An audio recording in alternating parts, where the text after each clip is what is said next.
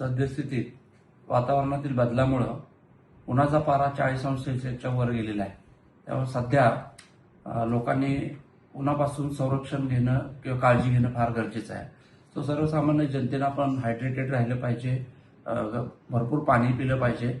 जेवढं शक्य आहे तेवढं आपण घरातील जे पेय आपल्याला करता येईल, जे ओरल रिहायड्रेशन सोल्युशन असेल किंवा लिंबू पाणी असेल, बटर मिल्क असेल, अशा सगळ्या घरातली पेयाचा वापर केला पाहिजे. थंड खाल्लं पाहिजे.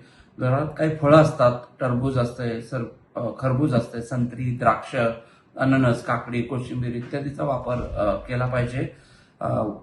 वस्त्र देखील आपण चांगली परिधान केली पाहिजे, ज्याच्यामध्ये पातळ, सैल, सुती कपडे यांचा वापर आपल्याकडून झाला पाहिजे. आपले डोळे झाकून ठेवले पाहिजे. सूर्यप्रकाशापासून थेट संपर्कात आपण आलं नाही पाहिजे. त्यासाठी छत्री, टोपी इत्यादीचा वापर करता आला तर तो आपण केला पाहिजे. टॉवेलचा वापर, रुमालाचा वापर वगैरे आपण केला पाहिजे.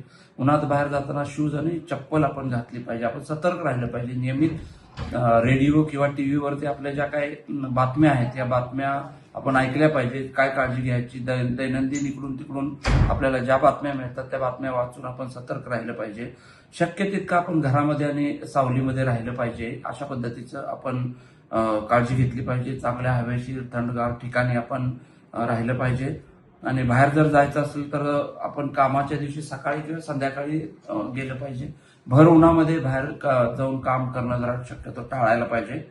आणि आपल्याला हाय रिस्क जे जोखमीची लोक आहेत त्या लोकांनी सुद्धा त्याच्यामध्ये वृद्ध व्यक्ती असतील, लहान मुलं असतील, बालकं असतील, गर्भवती महिला असतील, ज्या लोकांना मानसिक आजार आहे किंवा इतर आजार आहेत, या सर्व लोकांना उच्च रक्तदाब आहे, मधुमेह आहे, अशा लोकांनी शक्यतो बाहेर जाणं टाळलं पाहिजे. आणि त्यांचा जो काय उष्णतेशी एक्सपोजर जे आहे ते कमी केलं पाहिजे.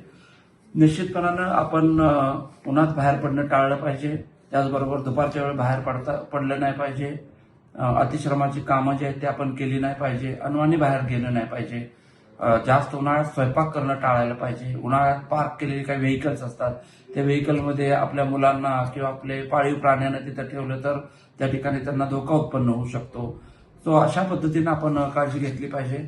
आरोग्य विभागामार्फत मात्र याची चांगली तयारी केलेली आहे. आम्ही ऑलरेडी सर्क्युलर आमच्या सगळ्या प्राथमिक आरोग्य केंद्र, त्याचप्रमाणे ग्रामीण रुग्णालय, उपजिल्हा रुग्णालय या ठिकाणी पाठवलेले आहेत, ज्याच्यामध्ये आपण कोल्ड रूम कार्यान्वित करण्याच्या सूचना दिलेल्या आहेत. भरपूर IV किंवा औषधं साहित्य साठा उपलब्ध करण्याच्या सूचना दिल्या आहेत. 24/7 त्या ठिकाणी आपले कर्मचारी विरुद्ध उपस्थित राहतील. आणि त्यांचं प्रशिक्षण पण आपण सगळ्या कर्मचाऱ्यांचं केलेलं आहे. क्लिनिकल मॅनेजमेंट कशी करायची,